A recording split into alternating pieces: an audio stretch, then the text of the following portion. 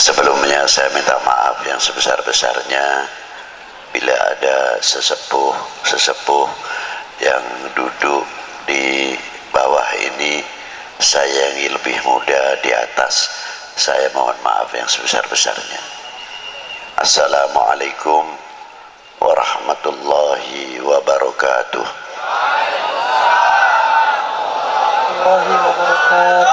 Alhamdulillahil awwalu bila ibtida wal akhiru bila intiha, jami'us sifatil ulia wal izzati wal kibriya, wassalatu wassalamu ala imami ahli sofai wal wafa, utbil anbiya wal awliya, sayyidina wa maulana Muhammadin khairid dawa likulli saqamin wada, rahmatan wa shifa fi sirri wal jila, wa ala alihi wa sahbihi ma damatil ard was sama. Amma ba'du. Ayyuhas sadatinal a'izza al fudala, yang saya banggakan dan yang wajib saya cintai, saya hormati para sesepuh, bini sepuh, para alim ulama, para ajengan, hapunten anu seueur bising sing abdi henteu tiasa nganebatkeun salah hijina, lain kurang ngahormatan atau kurang mahabbah tisim kuring. Yang saya hormati Bapak Kapolda Banten, Bapak Wakapolda Banten, jajaran Kapolres, dan yang saya hormati Bapak Danrem. Danrem berapa Pak? 064 beserta para bapak-bapak dandim, dan yang saya hormati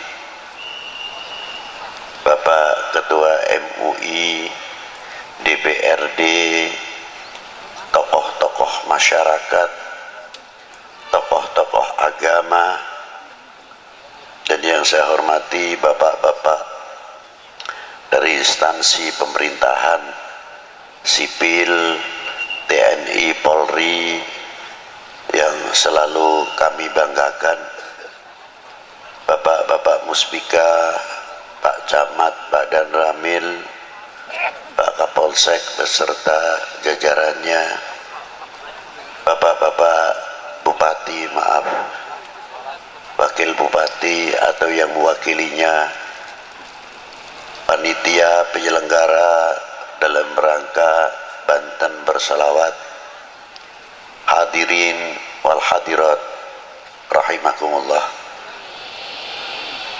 Saya tuh sebetulnya sudah aras-arasen cek Sunda mameureun hati teh teu geunah bade dongkap ke Banten. Punten wae bising Sundana kasar sebab abdi teh urang Pekalongan. Jadi bising aya nu salah-salah nyahampunten we ka abdi. Ulah kirang-kirang.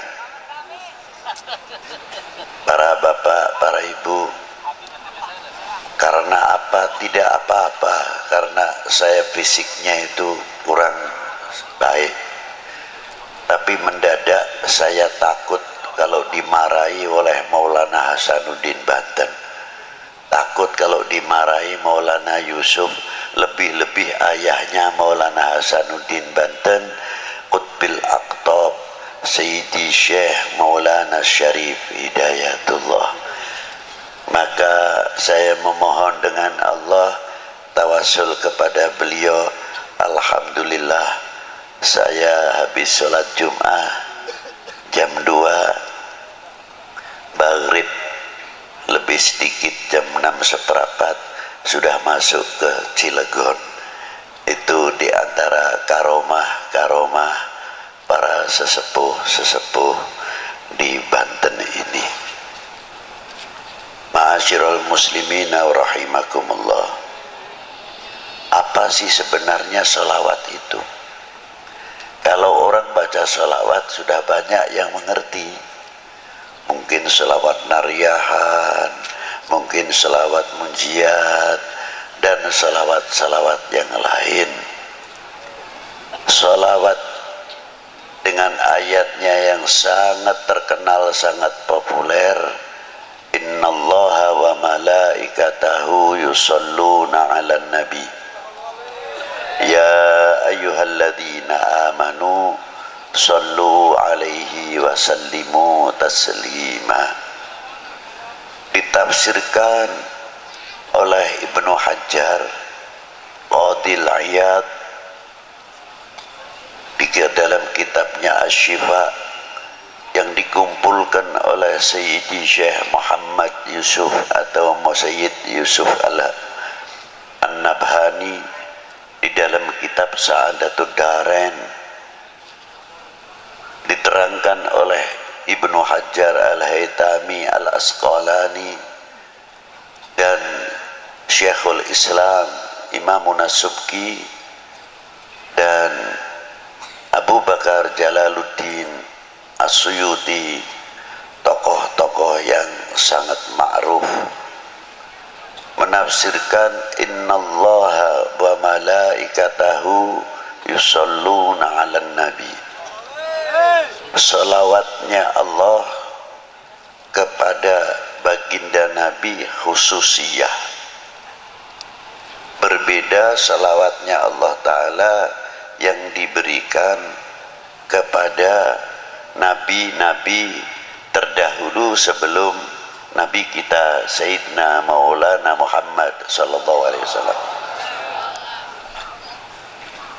Kalau sholawat yang diberikan kepada para anbiya rahmatan mutlak, tapi yang diberikan kepada baginda Nabi maknanya salatullahu alaihi sallallahu alaihi wasallam salatan rahmatan makrunatan bita'zim.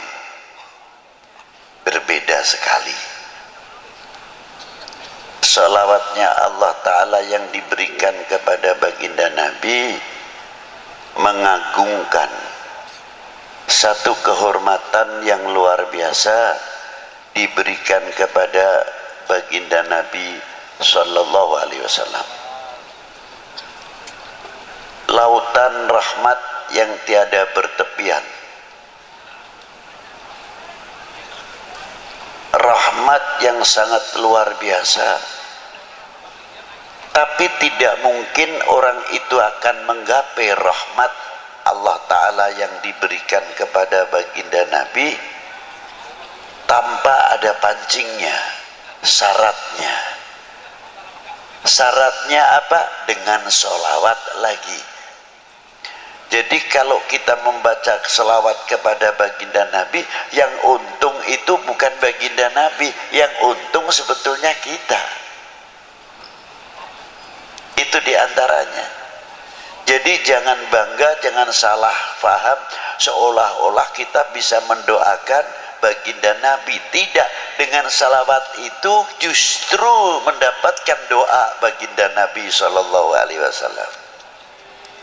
Buktinya apa? Di makam baginda Nabi sallallahu alaihi wasallam itu ada satu malaikat ila yaumil qiyamah yang menunggu makamnya Rasulullah, setiap hari menerima sholawatnya umatnya, disampaikan kepada Rasulullah. Yang hebat itu tidak pribadinya saja, malaikat cara menyampaikan kepada baginda Nabi disebutkan orang tuanya, ini sholawatnya fulan bin fulan ya Rasulullah kepadamu. Jadi kalau kita ini mengangkat salawat, walaupun yang bersalawat itu anak sendirian atau orang tua, aliasnya mengangkat kedua orang tuanya di hadapan baginda Nabi sallallahu alaihi wasallam dan mendapatkan rahmat. Yang mendapatkan rahmat bukan si pembaca sholawat saja, tapi kedua orang tuanya, karena disebut oleh malaikat tadi sholawatnya fulan bin fulan ya Rasulullah. Kelihatannya sepele. Ma'asyiral muslimina rahimakumullah, takdimnya Allah subhanahu wa ta'ala makrunatan bitakdim, ada satu kandungan nilai-nilai akhlak yang luar biasa. Di antaranya apa? Allah ta'ala memberikan satu contoh nilai akhlak, nilai adab. Karena tadi makrunatan bitakdim, apa diantaranya? La taj'al du'a ar-rasul bainakum kadu'ai ba'dukum ba'da. Jangan engkau memanggil kepada kekasihku ini sebagaimana engkau memanggil sesamamu. Allah Ta'ala tidak pernah memanggil dengan kalimat nida ya Muhammad atau ya Ahmad. Tidak ada itu. Coba dari mulai Bismillahirrahmanirrahim, Alif Lam Mim sampai kepada Qul a'udzu birabbin nas, tidak ada kalimat nida ya Muhammad atau ya Ahmad. Ada khobar wa ma Muhammadun illa rasul, begitupun pangkatnya Rasulullah di bawah illa rasul.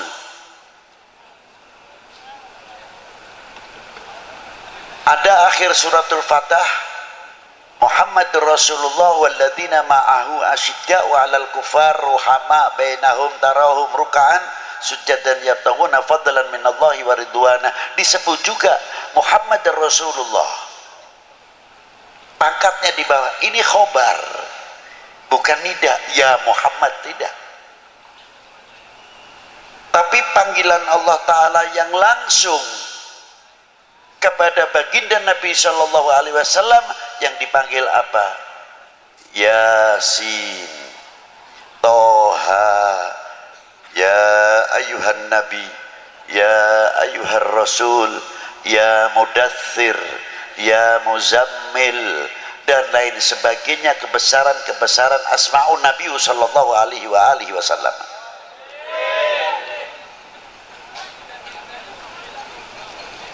Itu diantaranya.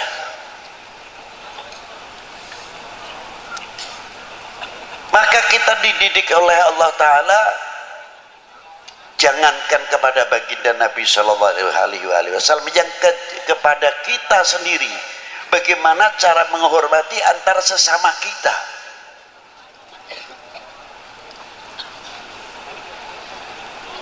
Ada bapak kepala desa, kita tahu namanya si A, umurnya jauh lebih tua saya, tapi beliau sudah mendapatkan kepercayaan oleh orang sedesa menjadi bapak kepala desa.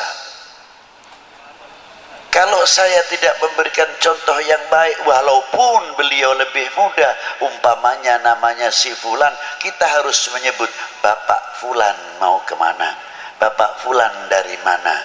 Inilah nilai-nilai akhlak. Kalau sudah kita saling menghormati, orang awam akan bertanya, akan berbicara, tuh ajengan yang begitu sepuh saja, tuh Habib yang begitu sepuh saja menghormati kepada kepala desanya, padahal kepala desanya pantasnya anaknya, tapi begitu hormatnya. Inilah meningkatkan kewibawaan daripada nama desa itu sendiri. Tapi kalau kita sudah memanggilnya Fulan mau ke mana, Fulan badai ke mana, atau badai tindak pundi, apa ngendi, dan sebagainya, secara tidak langsung menjatuhkan kewibawaan pimpinan-pimpinan yang ada di dalam desa itu, walaupun dalam sekup yang kecil. Itu hebatnya. Maka Allah Ta'ala selalu memberikan bimbingan, tuntunan terus kepada umat baginda Nabi sallallahu alaihi wasallam. Ini contoh yang luar biasa. Yang kedua, makna sholawat terhadap wa ala ali Sayyidina Muhammad. Ini pertama kali turun ayat innallaha wa malaikatahu yusalluna 'alan nabi ya ayyuhalladzina amanu sallu 'alaihi wa sallimu taslima. Sahabat Ka'bil Akhbar bertanya kepada baginda Nabi, kaifa nusalli 'alaika ya Rasulullah. Hebatnya sang penanya, tidak menggunakan memunculkan ego atau akuisme, menggunakan kalimah nahnu. Kaifa nusalli, bukan kaifa usalli alaika ya Rasulullah, tidak. Kalau begitu para sahabat alim juga. Satu kalimah jamak menunjukkan akhlak wal adab. Kalau bahasa Jawa panjenengan, panjenengan dalam. Halusnya kalau dalam bahasa Arab selain antum, samahatikum, saadatikum, itu kromo inggil, bahasa yang tinggi. Ila hadratis samahat fulan syekhona wa ustadina Sayyidi Syekh fulan bin fulan. Itu diantaranya. Nah, kita dipanggil seumpamanya ketemu dengan teman-teman, antum dari mana? Bukan ente sing ngendi nggih. Bukan. Tapi antum dari mana? Ini halus. Kalimah panggilan antum akan berdampak yang hebat kepada ikhwanuna wa asgharina, kepada anak-anak, sebab menggunakan kalimah antum. Yang kedua, menggunakan kalimah nahnu mutawadhi'an, untuk menunjukkan ketawaduan. Seseorang tidak pernah menggunakan ana. Ana ini bisa digunakan tertentu, tapi kalau ahlul akhlak wal adab bahkan menyebutkan al-faqir indallah, bukan indanas.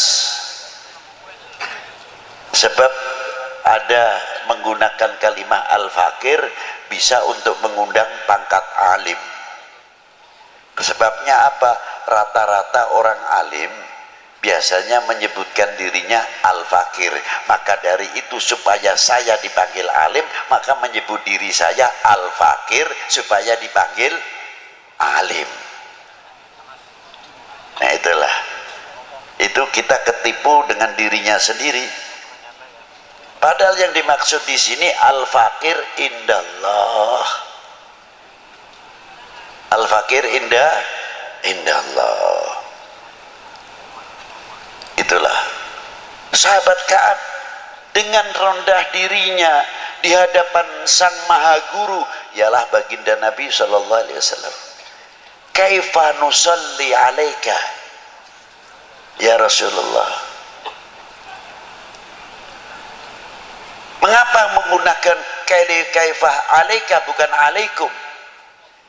Di sini menggunakan mukhatab istikhdhariyah. Seperti pada waktu kita sholat, at-tahiyyatul mubarakatus salawatut thayyibatul lillah. Assalamu alayka, ketika mengucapkan assalamu alayka seolah-olah kita berhadapan dengan baginda Nabi sallallahu alaihi wasallam. Ini disebut mukhatab istikhdhariyah. Kalau orang sudah terlatih dengan istikhdhariyah al-mukhatab, lama-lama karena kita sering menghadap kepada Rasulullah, kita akan merasa dilihat oleh Rasulullah SAW, dan kita akan banyak bercermin kepada baginda Nabi SAW. Bercermin tutur kata kita, bercermin pandangan kita, bercermin wawasan kita, jauh bercermin telinga kita sampai mata, telinga, mulut, sebagaimana kita menghasilkan karya wudhu. Karya wudhu yang telah melahirkan dan menyentuh, mencapai batiniah. Wudhunya bukan untuk zahiriyah saja.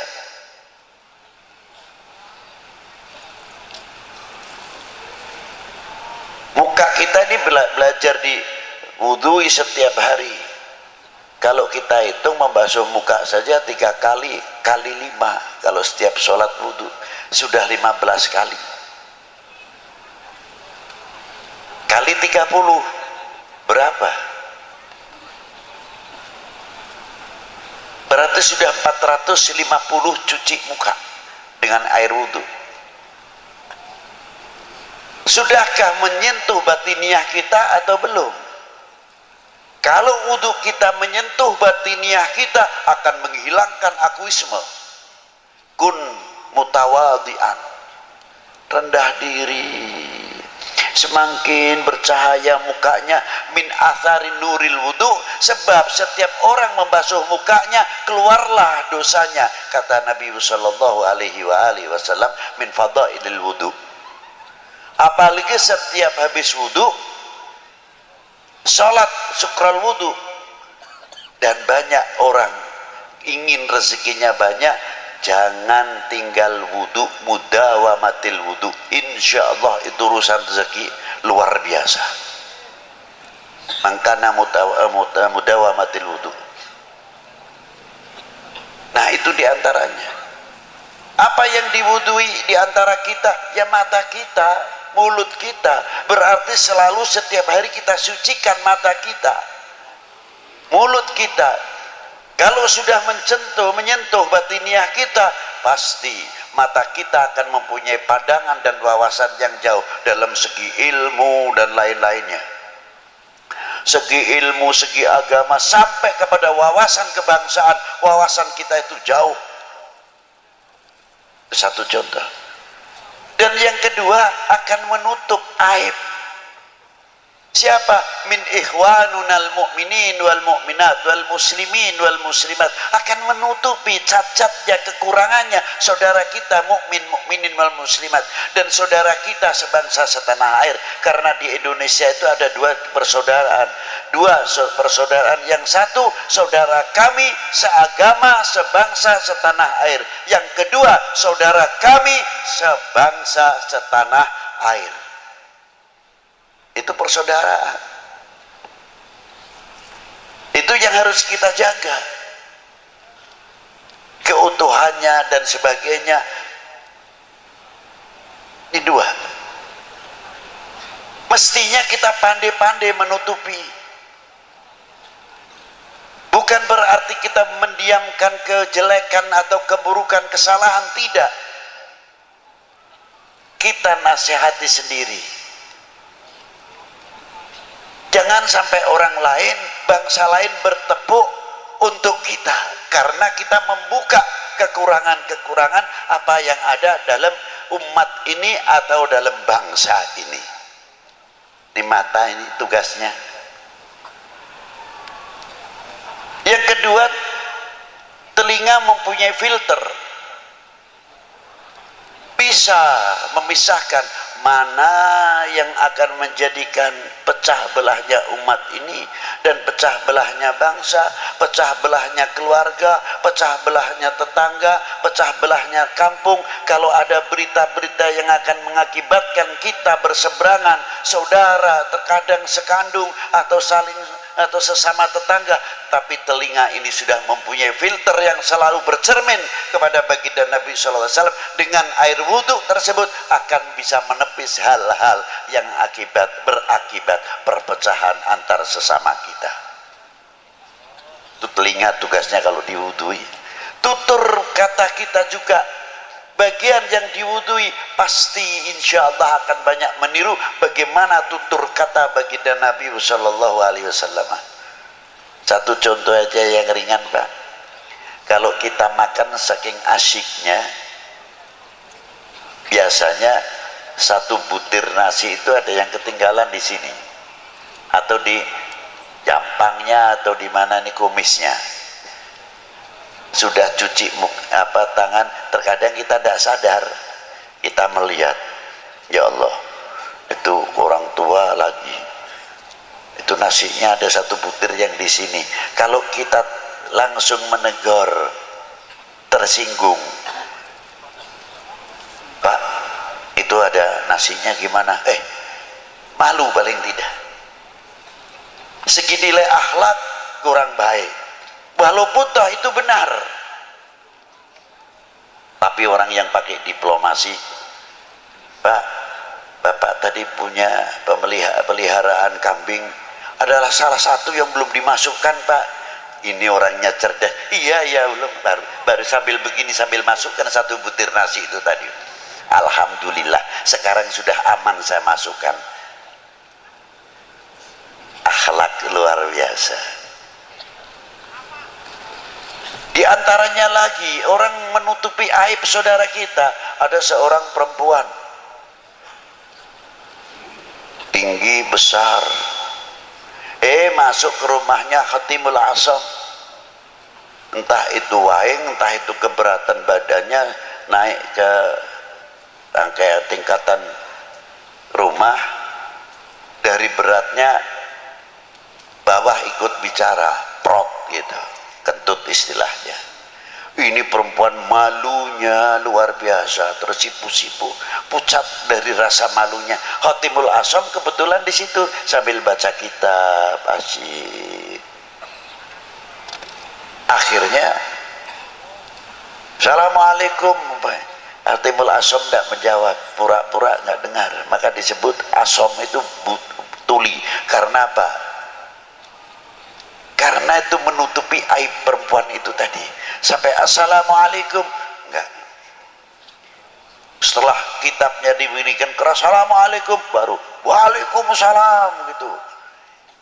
Perempuan itu terus sadar, Alhamdulillah saya yang keras bersuara, beliau baru dengar. Berarti saya tadi kentut itu beliau tidak dengar saya.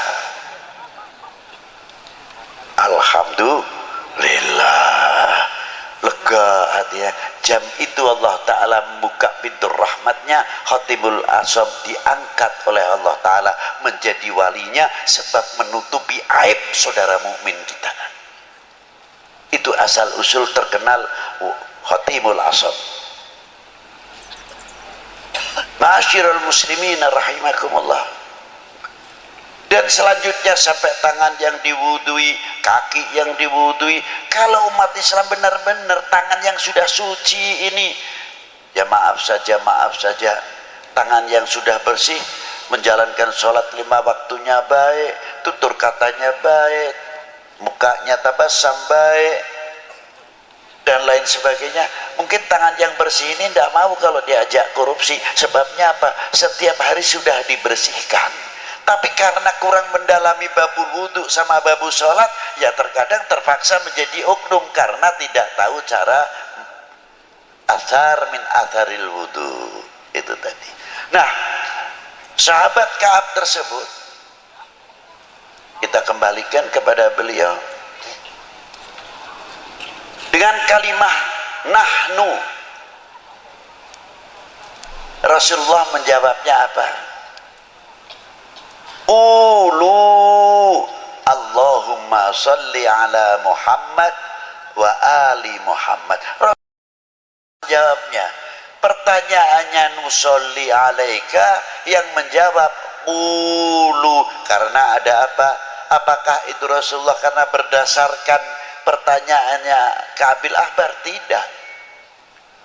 Berdasarkannya ayat juga, kalimahnya jamak. Ya ayyuhalladzina amanu sallu, maka Rasulullah di sini menjawabnya qulu.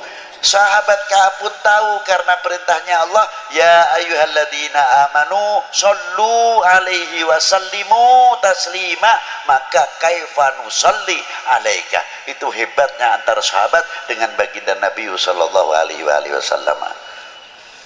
Komunikasi yang sangat indah, ananiyahnya, akuismenya sahabat Ka'ab tidak ada. Rasulullah pun memberikan contoh pada waktu kaifa nusalli alaika ya Rasulullah. Rasulullah diam, tidak langsung menjawab, diam dulu. Setelah berapa saat Rasulullah membacakan salawatnya, Allahumma salli ala Muhammad wa ala ali Muhammad kama sallaita ala Ibrahim wa ala ali Ibrahim. Tidak menggunakan Sayyidina. Sahabat Ka'ab sebagai murid sedang dituntun, dibimbing oleh sang guru apa adanya. Rasulullah memberikan satu contoh, Allahumma salli ala Muhammad, murid pun mengikuti Allahumma salli ala. Tapi ketika keluar, sahabat Ka'ab tetap menggunakan kalafdu siyadah bidalil ana sayyidi waladi Adam. Loh, makanya sahabat menambah berani kalimah lafdu siyadah sayyidina Muhammad wa ala ali sayyidina Muhammad. Lafdul kalimah ali maknanya fi maqamati doa, bukan khusus untuk keluarga Nabi saja, tapi kalimah wa ala ali adalah untuk ummah Sayyidina Muhammad sallallahu alaihi wasallam. Indah maqamati doa. Jadi kalau kita membacakan sholawat, kita terkait dengan al-mu'min akhul mu'min, khususnya al-muslim akhul muslim. Allahumma salli ala Sayyidina Muhammad, Allahumma salli ala Sayyidina Muhammad. Mungkin yang di Pekalongan, yang di Jawa Timur jauh mendapatkan semuanya ini. Sana yang sedang membacakan salawat, kita pun mendapatkan, bukan di sini saja, bahkan fil alam mendapatkan, masuk fi maqamati doa Allahumma salli ala Sayyidina Muhammad wa ala ali Sayyidina Muhammad. Jadi salawat itu tali silaturahmi kepada Nabi, tali silaturahmi kepada keluarga Nabi, tali silaturahmi ma bainal akhwainil ummah wal ummah, al mu'min wal mu'minah wal muslim wal muslimah. Di sini masih terkait dalam as-shalah. Makanya saya kagum sekali kok ada Banten bersolawat. Saya tidak heran, itu luar biasa. Karena apa saya tidak heran? Banten cukup mempunyai sejarah yang kaya. Saya tidak kepura-kepuraan. Saya ngangkat tidak. Kakek saya asli dari Banten, Kiai Hasan Qudsi, itu asli Banten, bin Muhyiddin, bin Kiai Muhyiddin, itu kakek saya. Yang meninggal di Indramayu, saya punya Hababah Sayyidah Marinah, Ratu Marinah. Jadi saya kesini itu istilahnya sedikit pulang kandang, di mana napak tilas saya punya datuk-datuk, termasuk anak saya Zainal Abidin. Ma'asyiral muslimin rahimakumullah, mulai Maulana Syarif Hidayatullah dan beberapa saudara-saudara pada waktu itu minal ulama wal arifin yang ada di mana Wali Sembilan ini. Saya kalau ditanya, Habib, keistimewaannya ziarah Wali Sembilan apa? Saya cuma oleh-olehnya satu, Pak, malu. Loh, kenapa malu? Iya, malu, benar-benar malu. Di antaranya, apa tidak mengambil barokah? Lekaromah terlalu tinggi kalau soal itu. Saya cukup saja dapat ilmu, malu itu sudah luar biasa. Apa di antaranya kok malu? Saya di Sunan Ampel, para bapak, para ibu, makamnya di tengah desa, masuk Ganggang di situ Ampel Dento, Ampel Suci, Ampel Gading, dan lain-lainnya. Rata-rata toko-toko yang mahal-mahal di dalam kampung, bukan di pinggir jalan.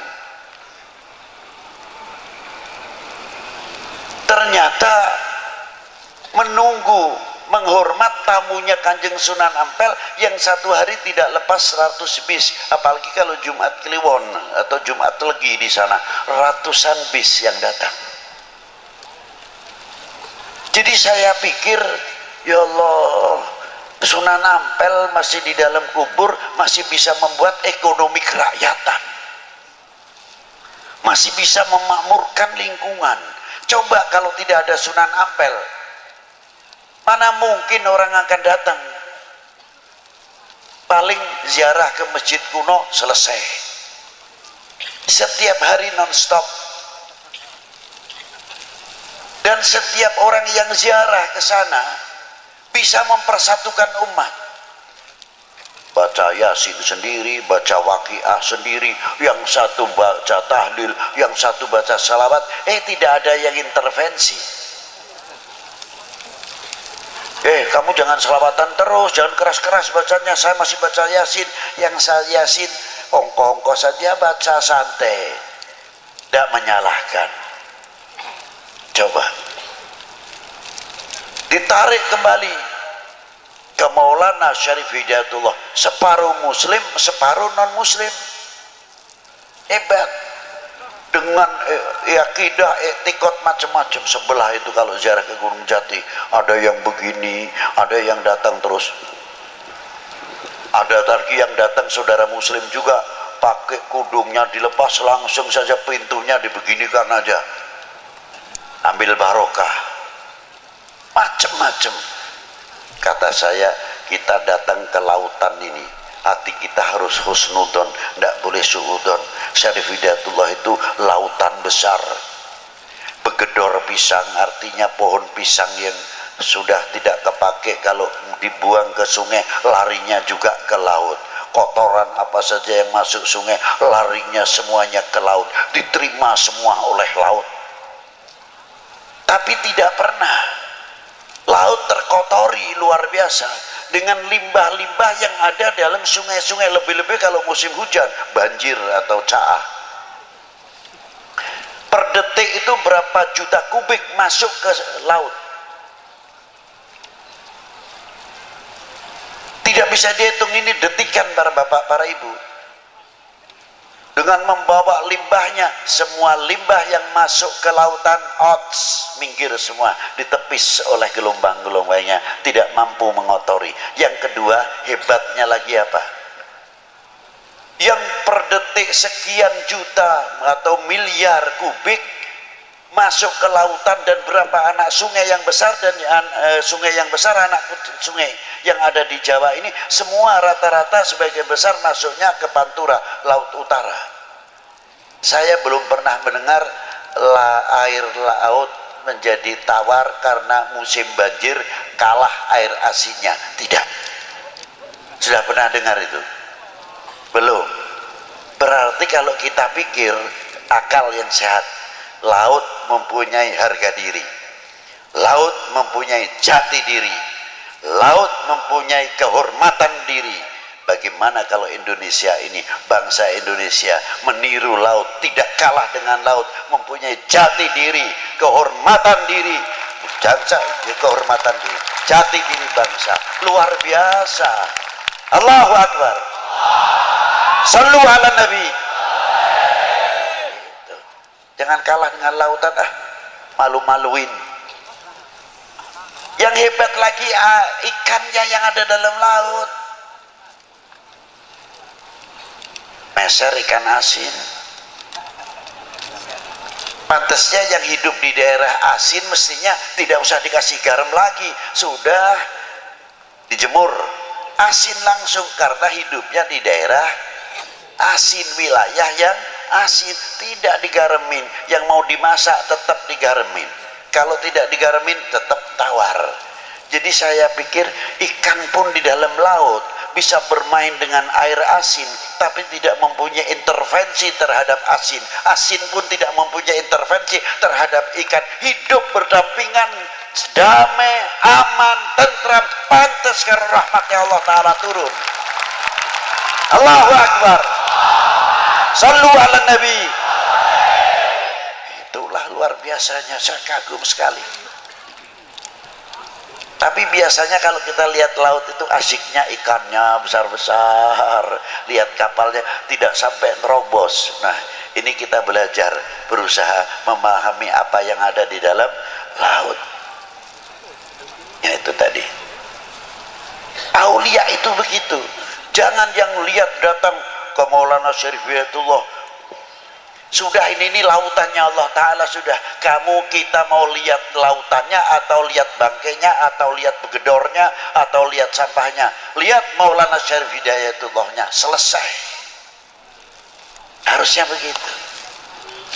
Satu rombongan terkadang datang satu bis dengan bis Jawa Timur, Jawa Barat, terkadang dari luar Jawa dengan gaya tahlilnya yang macam-macam.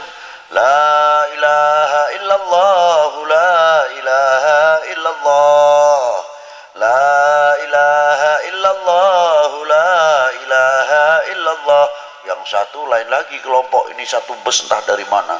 Kalau tahlil berat Pak, di dada ini illallah, la ilaha illallah, la ilaha illallah. Yang belakang kelompok lain lagi illallah, la ilaha illallah, la ilaha illallah. Yang belakang lagi lebih ngebut illallah, la ilaha illallah, la ilaha illallah. Yang belakang lagi Allah.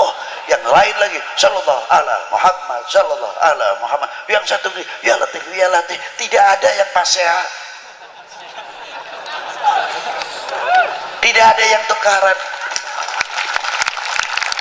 Berarti orang mati masih bisa mempersatukan umat, orang mati masih bisa mempersatukan bangsa, orang mati masih bisa memberikan tuntunan, bukan tontonan. Allah, Allah, Allah, sallu ala Nabi. Luar biasa. Maka saya malu kalau lihat Syarif Hidayatullah. Seumpamanya saya ceritakan, yang satu zikirnya la ilaha illallah, la ilaha illallah. Yang satu illallah. Kang, jangan begitu nih, dada saya sesek Kang. Biasa saja tahlilnya, biasa seperti saya. Kata rombongan ini, saya itu mantepnya begini, sampai nongkong wae tulan niru-nuru. Yang sebelahnya satu rombongan lagi yang tahlilnya illallah, la ilaha illallah, la ilaha illallah. Tapi matanya ke sana ke sini, lihat ini dua rombongan paseha. Illallah, la ilaha illallah, la ilaha illallah. Ini ada-adalah. Rupanya yang ini tersinggung juga. Lu lagi ribut, kita masih begini, ente tambah ngebut. Katanya ngebut, loh kalau saya tidak ngebut mana mungkin saya dapat banyak. Nah, itu. Enggak lama datang orang gede itu besar, pakainya speaker nih dikempit begini kan. Saya kira ini aduh, jangan-jangan suaranya orang sudah tinggi begitu tuh, top dah suaranya. Aduh, saya menyingkir aja dulu lah daripada kena suaranya speakernya, sebab orangnya begitu tinggi. Saya kira suaranya sama dengan tingginya. Enggak tahu, ilah hadratin Nabil Mustafa Sina Muhammadin sallallahu alaihi wasallam, Al-Fatihah.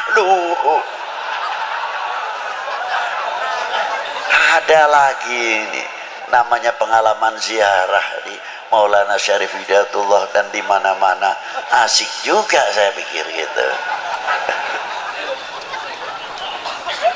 Komplit. Subhanallah, di lingkungannya pasaran, ekonomi kerakyatan terbangun. Maka saya bertanya, saya pernah berbuat apa untuk umat ini? Saya pernah berbuat apa untuk umat ini? Saya telah mengisi apa tinggalan Rasulullah Sallallahu Alaihi Wasallam? Beliau luar biasa, Maulana Syarif Hidayatullah, wali ibnul wali wa ibnul wali ibnul wali. Sibtun Nabi SAW, Maulana Syarif Hidayatullah bin Imaduddin Abdullah bin Ali Nurul Alam bin Jamaluddin Hussein bin Ahmad Syah Jalal bin Abdullah Udmat Khan bin Amir Abdul Malik bin Alwi bin Malfaqi bin Muhammad Saib Marbat bin Ali Khalid Qasam bin Alwi bin Muhammad bin Alwi bin Ubaidillah bin Ahmad Al-Muhajir bin Isa An-Nagi bin Muhammad An-Nagi bin Ali Al-Uraidi bin Ja'far Sadiq bin Muhammad Al-Baqir bin Ali Zainal Abidin bin Husaini Sibti bin Ali bin Abi Thalib wa bin Fatimah Zahra al-Batul binti Rasulillah sallallahu alaihi wasallam Rasul. Faqala Nabi sallallahu alaihi wasallam, ahli baiti kama tali safinatin Nuh, anak cucuku bagikan perahunya Nabi Allah Nuh. Alhamdulillah, Banten mempunyai safinatun Nuh. Man rokibaha najah, barang siapa menaikinya selamat. Sebab safinatun Nuh, siapa beliau? Maulana Hasanuddin bin Syarif Hidayatullah wa Muhammad Yusuf bin Hasanuddin Al-Bantani bin Maulana Syarif Hidayatullah. Tubahlah beruntunglah kalian mempunyai paku di negeri ini. Tidak cukup di Banten saja.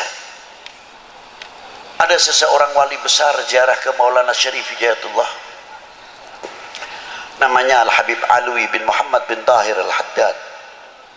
Ketika ziarah ke Maulana Syarif, kaifa halukum ya Syarif Hidayatullah, apa kabar, bagaimana antum di sini di Indonesia ini? Ana hami fil Jawa, saya adalah pelindungnya di Jawa ini. Ketika Syed Habib Alwi ziarah ke Maulana Syed Ibrahim Bonang, kaifa halukum ya Syekh Sunan Bonang, apa kata Syarif Maulana Syarif Hidayatullah? Beliau hami fil Jawa wa ana nadiruha.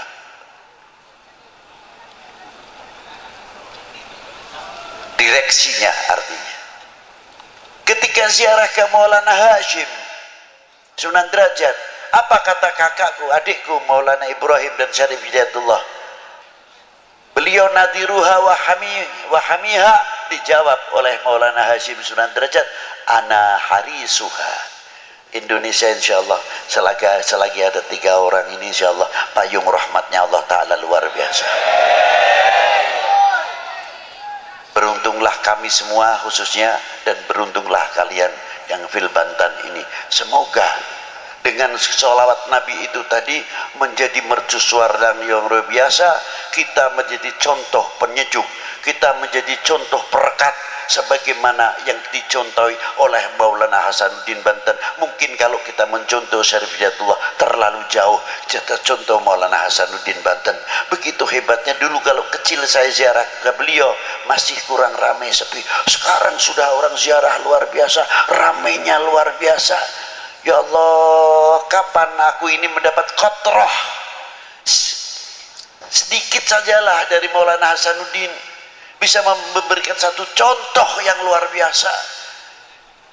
Bagaimana hidup beliau pada waktu perjuangan mempertahankan Malaka dari pertahanan Portugis. Bagaimana anaknya Sultan Abdul Fattah Adipati Yunus mengirimkan pasukannya untuk mempertahankan Indonesia daripada serangan Portugis yang sudah menduduki Malaka dan lain sebagainya. Beliau itulah dermawan, murah senyum, basyasyah seperti kakeknya baginda Nabi SAW. Sampai mati pun masih bisa memikirkan ummah, masih bisa sebab memberi makan yang hidup. Luar biasa. Kita ketinggalan dengan para wali-wali 9 khususnya. Beliau mempunyai manajemen hidup rapi, mempunyai visi misi rapi, mempunyai konsep yang luar biasa. Bukan terus kita dakwatul Islam dengan cara-cara yang kurang terpuji. Beliau berdakwah dengan akhlakul karimah yang luar biasa. Yang ahli pertanian dengan pertaniannya, yang ahli ketabiban dengan ketabibannya, yang ahli penyakit dengan ahli penyakitnya, yang ahli pembangunan dengan pembangunannya, yang ahli ekonomi dengan ahli ekonominya, sehingga pada waktu itu makmur apa yang dipimpin oleh para beliau-beliau. Itu hebatnya Wali Sembilan. Kita kalah, itu diantaranya.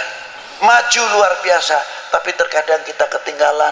Kita masih berbicara khilafiyah, talqin, tahlil, maulud, manakib, teater, nabubu. Sampai kapan? Tertinggal dan tertinggal.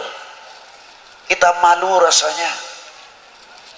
Rasulullah ketika hijrah, pedangnya bisa diganti dengan pedang apa? Melahirkan ilmuwan intelektual, membangun sarana pendidikan, sarana ibadah, membangun dunia ekonomi yang luar biasa, membangkitkan dunia pertanian yang luar biasa. Mungkin kalau kita terjemahkan dengan bahasa sekarang, Allahu Akbar, bangun ekonomi, Allahu Akbar, bangun marketing, Allahu Akbar, bangun perguruan tinggi khusus ilmu Al-Quran, ilmu pengetahuan yang ada di dalam Al-Quran. Allahu Akbar, bangun supermarket, Allahu Akbar, bangun mall, bukan Allahu Akbar, bangun khilafiyah.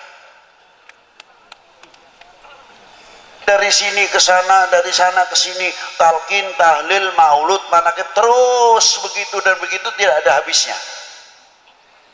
Yang satu membid'ahkan, yang satu menjawab, dan lain sebagainya. Sedangkan bangsa lain membuat senjata yang hebat, membuat nuklir yang hebat, pesawat tempur yang hebat, pesawat-pesawat ataupun kapal-kapalnya yang luar biasa, canggih-canggih luar biasa. Kita tertinggal. Betul? Betul enggak? Tinggal. Belum pesawatnya untuk jamaah haji, yang bikin siapa? Ketinggalan lagi. Ilmu IT, antropolognya, astronominya, elektronya, ketinggalan semuanya. Obat-obatan sampai alat-alat kedokteran, siapa yang bikin kita ketinggalan juga? Yang bahas khilafiyah terus, sampai kefanatikan kita hampir pudar. Maaf, jangan tersinggung. Maaf Bu, jangan marah ya, saya ngomong-ngomong seadanya aja. Seandainya kita itu fanatik dengan apa yang hasil bumi pertiwi ini, kita bisa mengejar ekonomi kita yang tertinggal. Karena apa? Hasil karya bumi pertiwi kita terangkat namanya. Ayo bareng-bareng dirubah supaya kita dapat nama. Kira-kiranya mau nggak? Dapat nama lo ini.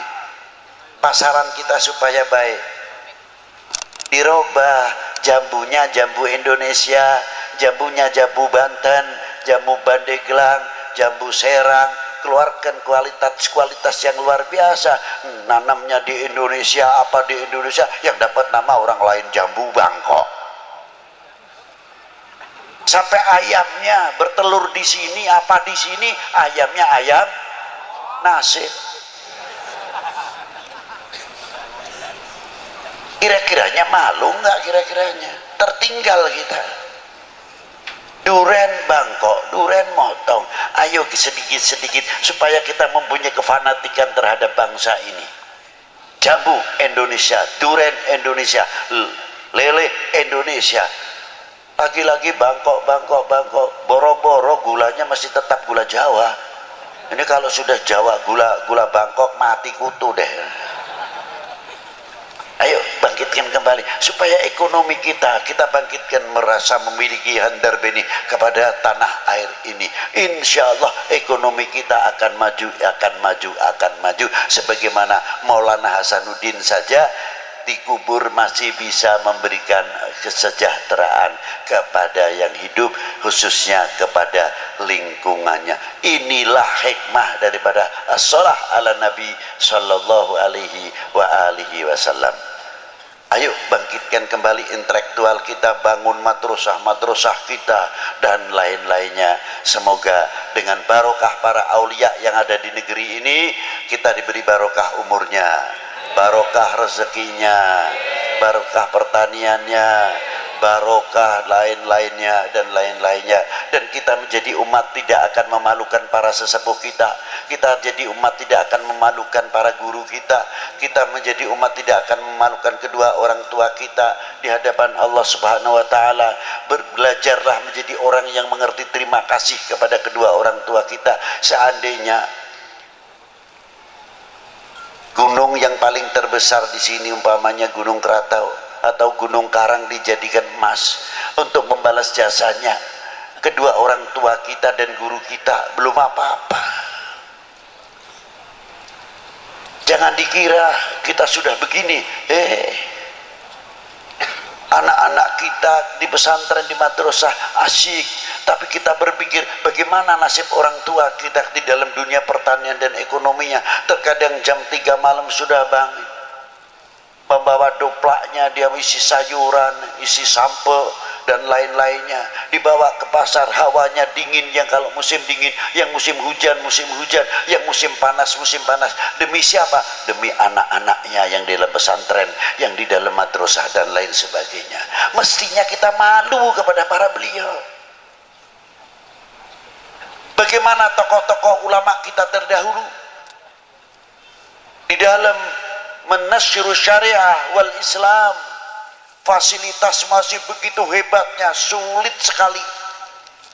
Kalau Habib Lutfi lain, dari Pekalongan ke sini pikirannya sudah dapat, terbayang ini amplopnya tebal pak tipis, lain bayangannya. Kalau beliau berdakwah mengeluarkan amplop, berbeda sama saya berdakwah mengharapkan jauh dah itu. Ini untuk saya pribadi, bukan saya mengkritik kepada orang lain. Jauh. Itulah. Maka kiai-kiai ulama-ulama dahulu rata-rata benghar, kaya. Luar biasa. Sebabnya apa? Santrinya banyak tidak bawa ongkos. Digembleng, dibina oleh para ajengan-ajengan kita. Sampai menjadi penerus-penerus ulama-ulama yang luar biasa. Santri-santri yang luar biasa. Dan Banten cukup melahirkan kitabnya yang belum tercetak saja masih 400 kitab lebih taklif dari Kiai Nawawi Al-Bantani. Itu Banten. Belum Syekh Abdul Karim, Mursyidut Thariqah Qadiriyah, dari Syekh Ahmad Khatib Sambas sampai ke atas. Orang yang lalai hatinya, yang kotor, dihias oleh Syekh Abdul Karim. Ala bidzikrillahi tatmainnul qulub. Thariqah itu untuklah pembersih hati. Sebab tempatnya takabur di sini, sebab tempatnya riya di sini, sebab riya tempatnya hasud di sini, dan segala-gala penyakit hati sampai penyakit ghaflah, lalai kepada Allah Subhanahu wa taala, sumbernya dari sini, yang memancar kepada otaknya, matanya, telinganya, sehingga kita menjadi orang yang lalai kepada Allah Subhanahu wa taala. Dibersihkan dengan pelantara Syekh Abdul Karim Al-Bantani melalui thariqah ala bidzikrillahi tatmainnul qulub.